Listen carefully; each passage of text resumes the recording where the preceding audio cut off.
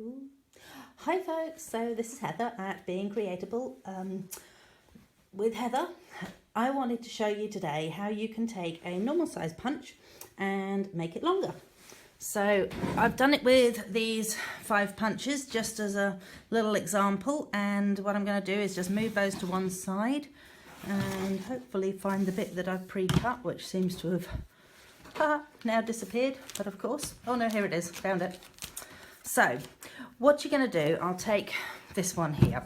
So say you've got a saying and your saying does not fit into that. Hopefully you can see this. So say your saying doesn't fit into that, but it is that width and you would like it to just fit into something with a pretty edge like that. So what you can do is, first of all, you take this and you want to measure the width of the cutting, so the maximum cutting part. So in this case it is, I really have problems with this ruler for some reason, it's about 3.8.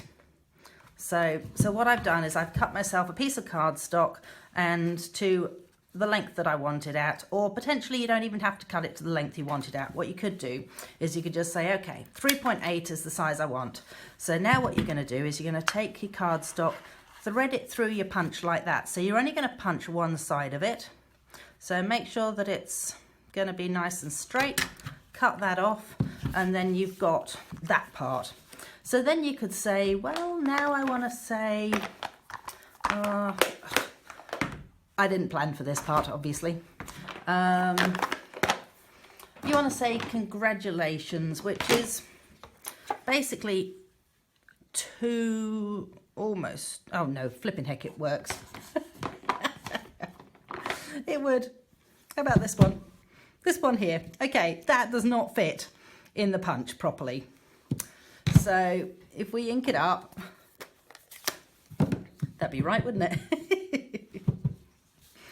So we ink it up and we stamp it and we hope that it's going to look even. There we go. Oh my goodness, and look at that. It almost looks like it's on there properly. Okay, so now I want to create the same end on the other side of it. So what I'm going to do is I'm going to take it and thread it back through there and go, okay, well, I want it to have about that much, and straighten it up again and just punch the other end. And then you have your saying on a slightly longer piece. And potentially you could then make another piece to go behind it and back it so that you've got a larger piece there. And that was pretty much all I wanted to show you. So it works obviously with any stamp that, any punch, sorry, that has a wide part. So that goes with how you've done that one there. That's that, that's that. This one here, obviously it's meant to be that size, but I've elongated it.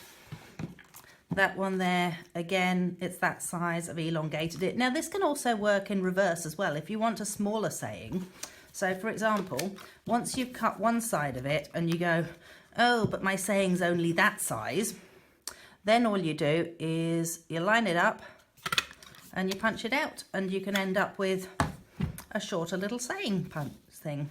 So it can work both ways. So that's that. And then circles. So you can do the same with circles as well. So just make sure that you've got the right size width of it. And then again, you just, so take it through, punch your one side, and then push it the other way, take it through, punch the other side, and you'll end up with a nice sort of ovally shape. So there you go. Little something different from me. Cheers. Bye.